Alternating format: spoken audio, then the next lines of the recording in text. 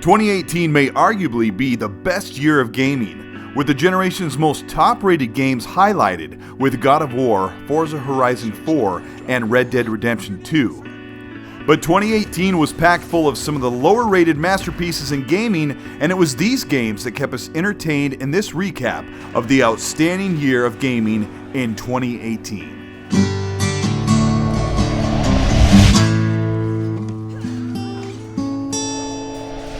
Right out of the gate, 2018 started in January with the beloved Monster Hunter World, a multi-platform RPG that normally found its fanbase on Nintendo consoles. Monster Hunter World drew in some new players with its tracking and hunting exotic beasts and its addictive co-op in a lively, vibrant world. Far Cry 5 dropped in February, and from promotional materials and early E3 playtests, it looked like a corny parody of the gritty Far Cry series, but it surprised many with its heavy religious political overtones and brutal violence mixed with over-the-top, explosive fun. 3 DLC packs came with the Ultimate Edition, Vietnam and Zombies being a throwaway, but the Mars DLC offered fun and humor. Ubisoft proves here that they are more than just great ideas with mediocre implementation. Far Cry 5 was incredibly varied and relentlessly fun from start to finish.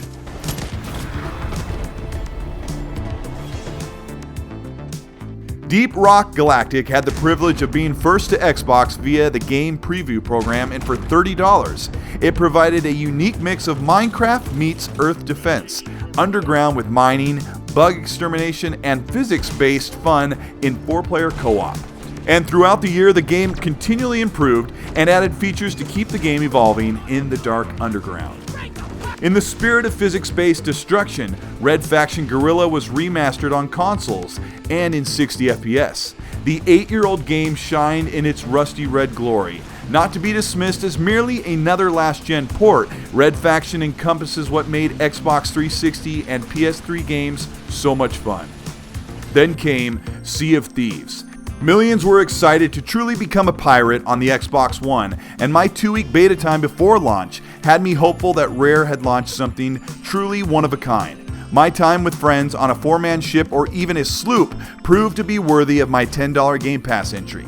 Sea of Thieves had the most immersive perspective and the water played the top bill. But after a week on the brig, Sea of Thieves sank as my friends and I moved on to other games. Backward compatibility on Xbox One allows me to play Burnout Paradise without buying a remaster, but going from sub 720p to a 16 times resolution bump to full 4K 60 makes fans of this game want to own both. The same speedy sheet metal shredding boost racing is here, and getting brand new achievements doesn't hurt either. God of War had one expectation, and that was to be a godly, polished, and game-changing experience on PS4.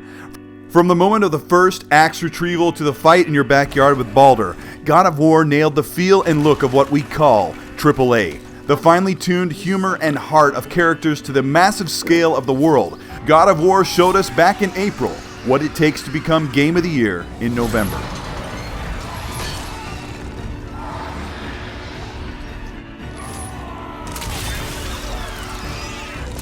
Bookending the PS4 masterpiece was Xbox's State of Decay 2.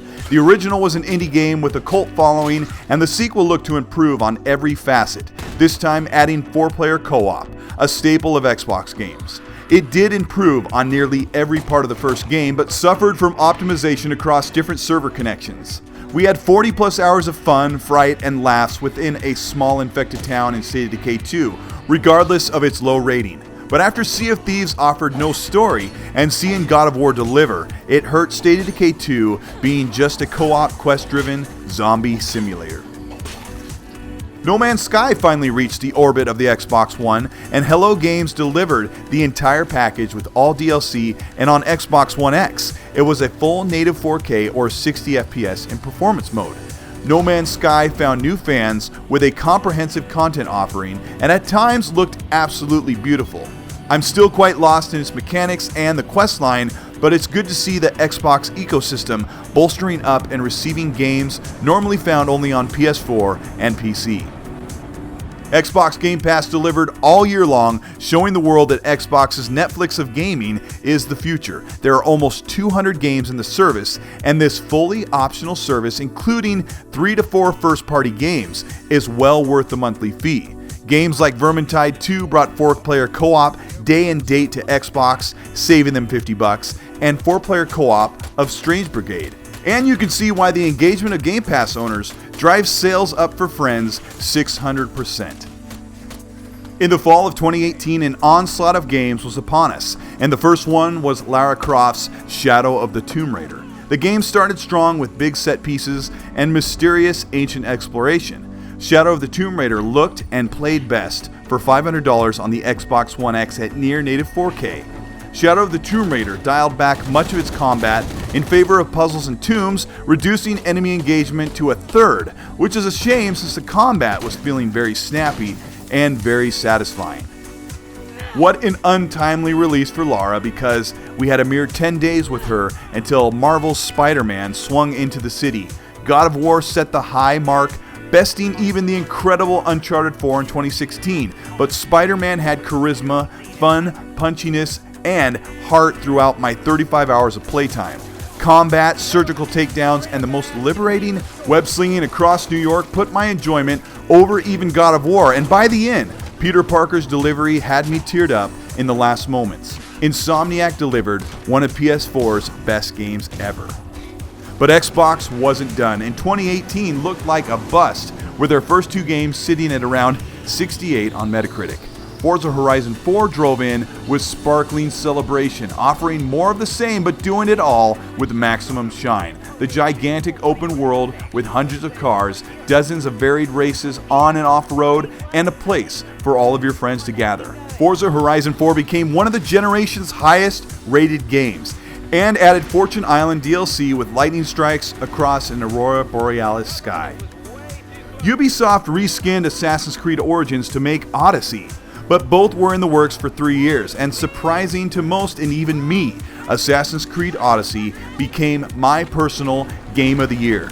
Cassandra's performance in combat, leading her ship crew in a massive Greek countryside, showed us what a gigantic RPG can be with incredible gameplay.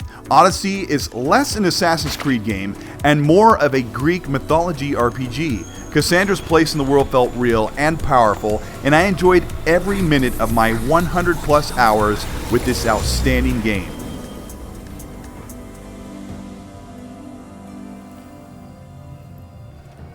We could have called it a stellar year with just these games alone, but 2018 was not even close to done, and Rockstar's Red Dead Redemption 2 arrived and stunned the world with attention to detail, beautiful vistas, and a heartfelt group of outlaws centered on family loyalty.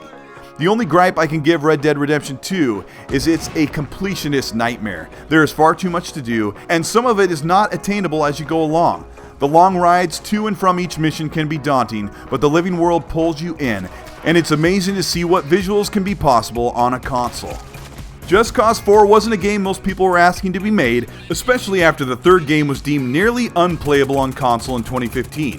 Just Cause 4 is, in my opinion, one of the ugliest games on current consoles, muddy and sloppy looking, but pared down to its new engine to run stable under any circumstance, and it really does. Under the biggest and the busiest of explosions, the frame rate, although capped at 30 FPS even on the X, never tires, and mayhem continues uninterrupted for Rico Rodriguez. Still, not one of the best in the series, Just Cause 2 being the one to play, but the addition of balloons and boosters makes the world a fun place to screw up. There are little games that came along the way with Games with Gold and Game Pass that filled out a jam-packed 2018 that are worth showing and should be played sooner than later, like The Observer, a Blade Runner-esque point-and-click cyberpunk mystery game, Dead Cells, a side-scrolling pixel art platformer, Ashen, an Xbox console exclusive that takes stick-like people into a Dark Souls genre. Not my kind of game, but my friends really enjoy it. Guns, Gore, and Cannoli 2, a Metal Slug-like game with charm and arcade fun. Mutant Year Zero, an XCOM-style game with a duck and a pig that is catching the attention of gamers on Xbox because it's yet another brand new game included with Game Pass, day and date. Grip, a vertically symmetrical racing game in the vein of Mario Kart, also included in Game Pass. Bigger games like Battlefield 5 and Call of Duty Black Ops released under the umbrella of controversy, and the latter for ditching the campaign for the Battle Royale craze. Regardless, both games sold massively well and still have full lobbies of dedicated fans, and prove that even the biggest exclusives crafted by Sony or Microsoft can't compete with the sales of the holiday staple first-person shooter or free-to-play Fortnite. But while PC gamers begged for God of War and Red Dead Redemption 2, fanboys said Xbox has no games, and Xbox fanboys cried about one and done, and the rest of us were enjoying an absolutely wonderful 2018, full of the generation's best experiences in gaming, and looking ahead to 2019. One can only fear for the onslaught our wallets will take on with just the spring of 2019, full of gaming goodness. This is Colteastwood. Thank you so much for watching. Looking back at 2018 has reminded me how much there is to be happy about, and it seems like too many channels or social media accounts focus on gripes and negativity. If you don't like a game or a practice, avoid it, don't support it. I've had an incredible 2018. Early on, I bought a PS4, played Horizon Zero Dawn, Uncharted 4, Infamous Second Son, and of course God of War and Spider-Man. My year has been primarily spent on the Xbox One X, and covering it on this channel has seen it go from around 1,000 subscribers to 50,000 in less than 2 years. It's been extremely rewarding, and I want to end the year with a thanks to those who have helped me along the way, like Dealer Gaming, Underachiever, and my friends in the RDX podcast. If you like this video and you want to see more, subscribe to the channel and turn on the bell. I do weekly videos. I don't stream. I don't put up random gameplay. So if this is the kind of content you know you like, you know what you're in for. Have a great new year. Be safe, be merry, and be nice.